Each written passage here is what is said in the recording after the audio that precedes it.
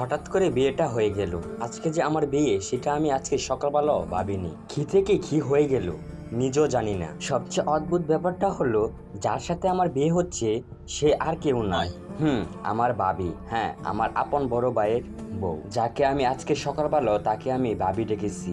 হ্যাঁ, আজকে সে আমার বউ। এখন দাঁড়িয়ে আছি বাসার ছাদের উপরে, আর ভাবি মানে আমার বউ বাসার ঘরে অপেক্ষা করছে আমার জন্য। কিছু বুঝতে পারতেছেন না তো ভাবিকে কেন বিয়ে করা হলো? চলেন পুরা গল্পটা আপনাদেরকে বুঝিয়ে বলি। আজ থেকে প্রায় 1 বছর আগে ভাবি আর বায়ার বিয়ে হয়। খুব সুন্দর দিন যাচ্ছিল। বায়া ইটালিতে থাকতো, আমি আব্বু আম্মু বাড়িতে থাকতাম। আমি তখন অনার্স 3য় বর্ষের স্টুডেন্ট ছিলাম। বড় ভাই আর আমার সম্পর্ক ছিল বন্ধুর মতন।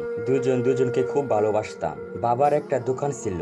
বড় ভাই ইটালি যাওয়ার পর এই দোকানটা বিক্রি করে দেয়, কারণ বায়ার নিষেধ ছিল বাবা যেন আর কোনো কাজ না করে। এইভাবে আমাদের দিন যাচ্ছিল। আমিও আমাদের বন্ধুদের সাথে পড়ালেখা আড্ডা দিয়ে সুন্দর লাইফ কাটাচ্ছিলাম। একটি কালবৈশাখী ঝড় এসে আমাদের এই সুখী পরিবারটাকে তছনছ করে দিয়েছে। বড় ভাই বিদেশ থেকে বাড়িতে আসলো। আমরা ভাইয়ের জন্য মেয়ে দেখতে শুরু করলাম।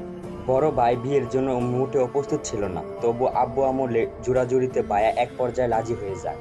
অনেকগুলো মেয়ে দেখার পর একটা মেয়ে আমরা বড় ভাইয়ের জন্য পছন্দ করি। মেয়েটা দেখতে অসাধারণ। প্রথম দেখায় যে কারোর পছন্দ হয়ে যাবে, ভাইয়ের ক্ষেত্রেও তাই হয়েছে। বড় ভাই মেয়েটাকে দেখে পছন্দ করে ফেললো। মেয়েটা আমার সাথেই পড়তো, অনার্স 3য় বর্ষ, কিন্তু ক্যাম্পাসটা ভিন্ন ছিল। নাম হচ্ছে অবন্তী। দুই ফ্যামিলি রাজি থাকায় দুমদাম করে বিয়েটা হয়ে গেল। বড় ভাই আর ভাবির সম্পর্কটা ছিল অসাধারণ।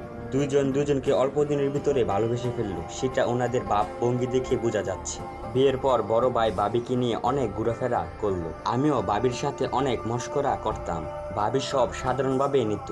ভাবিও অল্প দিনের ভিতরে আব্বু আম্মুর মন জয় করে নিল। আম্মু নিজের হাতে ভাবির মাথায় তেল দিয়ে দেয়, আর রান্না বান্নাও।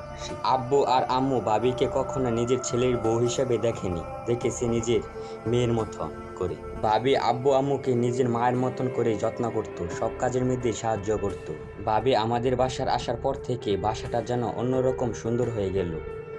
খুব সুন্দরভাবে আমাদের দিন যাচ্ছিল। বিয়ের 2 মাস পর বড় ভাইয়ের ছুটি শেষ, তাই আবার ইটালিতে চলে যেতে হবে। যদিও আমার ভাই যাওয়ার মতন কোনো মন মানসিকতা ছিল না, কারণ নতুন বিয়ে করেছে, আরো কিছুদিন থাকার ইচ্ছা ছিল, বাট নিজের ক্যারিয়ার ও ফ্যামিলির কথা চিন্তা করে আবার ইটালিতে চলে গেল। বড় ভাই ইটালিতে চলে যায়। প্রতিদিন আমাদের সাথে কথা হতো মোবাইল ফোন দিয়ে। আমি ভাইয়ের সাথে ইটা সিটা বলে ভাইয়াকে খেপাতাম। এইভাবে কিছুদিন চলে যায়। একদিন আমি কলেজ থেকে বাসায় ফিরছিলাম, এমন সময় একটি বিদেশি নাম্বার থেকে আমার ফোনে একটি কল আসে। আমি ভাবছিলাম মনে হয় আমার ভাই বড় ভাই ফোন দিয়েছে, কিন্তু না। আমি কলটা রিসিভ করলাম। আমি বললাম, হ্যালো ভাই, কেমন আছিস? কিন্তু ওপাশ থেকে অন্য একটি লোক বলল, আমি আপনার ভাই না, আপনার নাম কি জুয়েল? আমি বললাম আমার নামই জুয়েল, বাট আপনি কে? আমাকে কিভাবে চিনেন? লোকটি বলে, আমি তোমার ভাইয়ের বন্ধু, আমরা একসাথে কাজ করি, আমার নাম রহিম। আমি বললাম, ও আচ্ছা, ভাইয়া কেমন আছে? রহিম ভাই একদম চুপ, কোনো কথা বলছে না। আমি বললাম, কি ব্যাপার, চুপ করে আছেন কেন? ভাইয়া কেমন আছে? রহিম ভাই কিছুক্ষণ পরে বলল, তোমার ভাই। আমি বললাম, আমার ভাই কি হয়েছে আমার ভাইয়ের?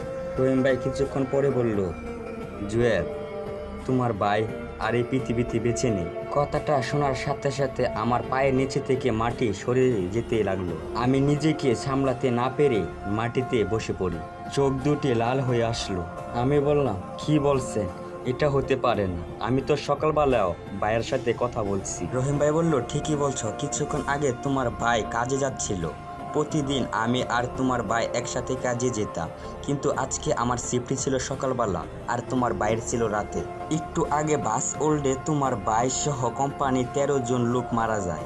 বাকিদের অবস্থা খুব বেশি একটা ভালো না। আমি বললাম, বিশ্বাস করি না, আপনি ভালো করে দেখেন, আমার ভাইয়ের কিছু হয়নি। রহিম ভাই বলল, 2 দিনের মধ্যে লাশ দেশে পাঠিয়ে দেওয়া হবে। এই কথা বলেই রহিম ভাই কলটা কেটে দিল। আমি যে পাথর হয়ে গেলাম, মুখ দিয়ে কোনো কথা আসছে না। আমি আব্বু আম্মুকে কি জবাব দিব?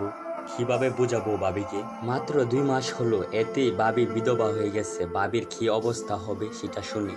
আব্বু আম্মুকে যদি বলি ওনাদের বড় সন্তান আর পৃথিবীতে বেঁচে নেই, ওনাদের কি অবস্থাটা হবে?